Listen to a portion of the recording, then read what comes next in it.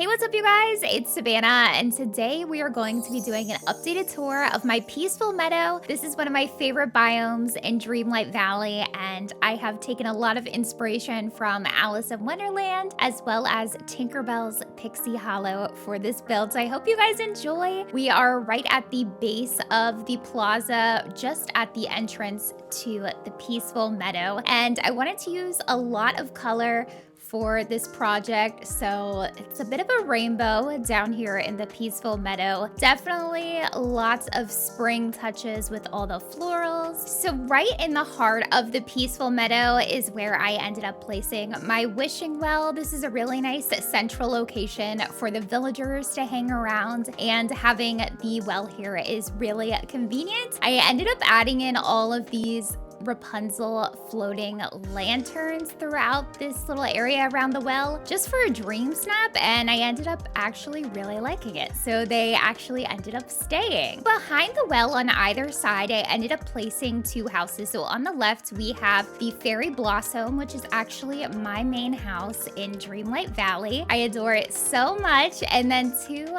the right we of course have Tinkerbell's house, and I think that the two of these houses definitely add to the Pixie Hollow fairy vibe. They kind of make me feel like I'm extra tiny, like a fairy, and that is definitely what I was going for in this biome. In front of my house, of course, I had to place one of these broken teacups. This item is so adorable. I have been placing them all over my valley and Storybook Vale, anywhere I can fit them. So there are quite a few teacups scattered throughout this build as well. Circling around the pond here, we eventually lead up to this greenhouse cottage, which is such a cute house, and I finally found a home for it in the meadow. I think it looks really cute here, especially with all of the floral touches. So this is where the little greenhouse has been tucked away. And then to the left of that, I have a little bit of a seating area where you can enjoy some tea and just hang out in the meadow, watching the villagers fish in this little pond here, and it's just quite a cute little cozy spot. Now, I did end up using a bunch of these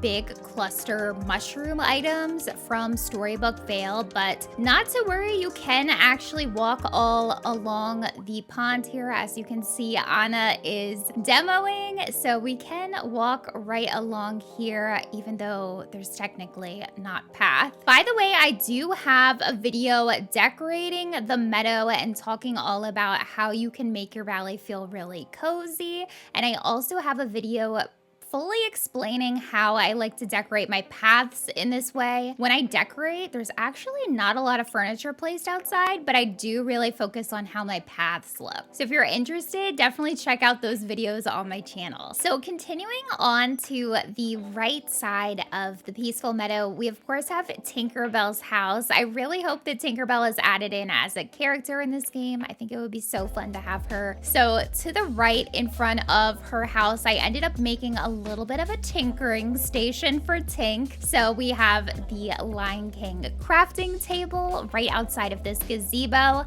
and then I made kind of like a little fairy council area where the little fairies can sit and chat about all their very important fairy details. Over here, I tried something that I never really have done, and that is putting a garden right in the middle of my path. Kind of sounds strange, but I actually don't mind it. This little garden here is really handy. So it's an ancient gardener that I placed here, which means that everything I put can be automatically watered, which is really convenient.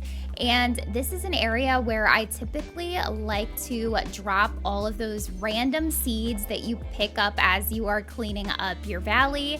So they all kind of just get dumped here, and it is actually kind of convenient that this garden is right in the middle of the path, because I'm frequently passing through the meadow and I can just easily drop all of the seeds that I pick up in this area. It actually makes it really, really convenient for me. Ooh, we got a memory. Let's see what we got here. Of course, it's a coin. You know, I thought we might have some extra special luck here and maybe unlock a memory, because we are filming a video after all, but no, it's just a coin.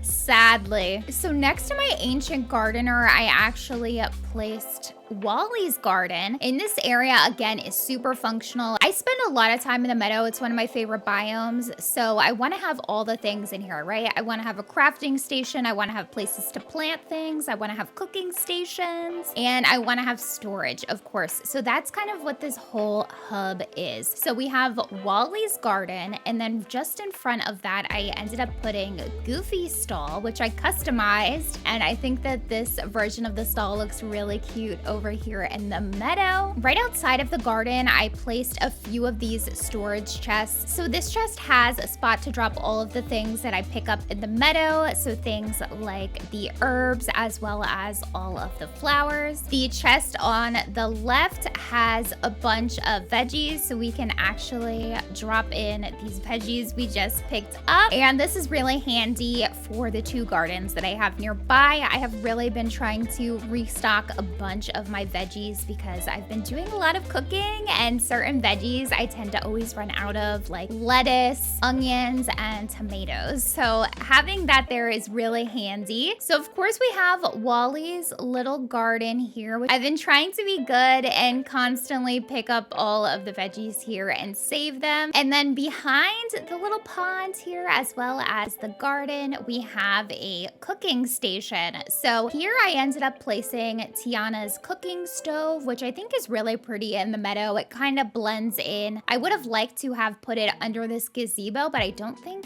I was able to. And then I have another storage chest here, and in this one I ended up placing just any cooked meals that I have back stock of. I like to just toss in this chest. So I've been making a bunch of berry salads in this slow cooker here. I ended up putting this kind of like countertop arrangement together. There is a sink on the other side of the slow cooker, and just kind of wanted to give it like an outdoor kitchen kind of vibe. So we of course have many nods to tea parties on this channel because we are the tea party after all. We did have to add in the blooming teapot on the counter there, as well as some tasty tea party treats on the tower there. So that is this little garden area of the meadow. I adore this meadow so much. Moving to the remaining part of the meadow, in this corner I have tucked away Fairy Godmother's house as well as Merlin's house. Now Merlin's house is a house that I kind of struggle to find a home for in the valley. It just kind of